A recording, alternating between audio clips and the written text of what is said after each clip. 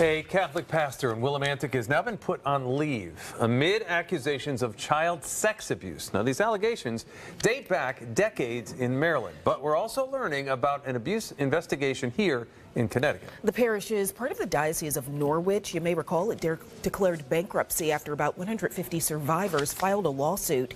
NBC Connecticut's Matt Austin joining us now live from Willimantic with the very latest. Matt. Yeah, so Mike and Keisha, the diocese says the pastor has denied the allegations, and while he has not responded to our request for comment, we were able to speak with some of the parishioners. It sounded like it surprised you a lot. Yes, I've been with the Catholic faith a while. Today, parishioners arriving at St. Mary Church in Willimantic as the Diocese of Norwich has placed the pastor of the Corpus Christi parish on leave. The diocese just announced Father Laurence LaPointe faces criminal allegations. What I've seen about Father Larry, he conducts himself very well. The diocese says he was put on leave earlier this month after the Department of Children and Families presented its findings concerning an allegation of abuse of a child in the state in the 1970s.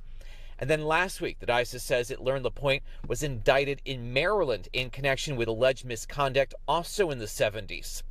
According to online court records, he faces a third-degree sex offense charge with someone under age 14 and a child abuse charge. In a statement, the bishop wrote in part, "Although there has been no finding of guilt, the seriousness of the allegations necessitated his removal from ministry as a precautionary measure, while the investigations and legal proceedings continue." What did the diocese know? What did the bishops know about this priest?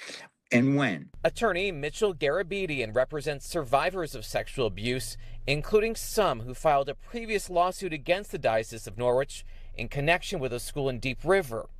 The diocese last year emerged from bankruptcy following setting up a $31 million settlement fund. Garabedian notes it can take a while before survivors can share their story. But now that they've heard this report, for instance, it empowers a survivor or survivors to come forward and say, it's time to do something about it. Now we're learning the pastor was also reportedly involved with several universities in the state, including Eastern. It tells us the allegations that have come out do not involve Eastern, and they happen before his time with the school. We're live in Willimantic. Matt Austin, NBC Connecticut News. Guys, back to you. Matt Austin, thank you.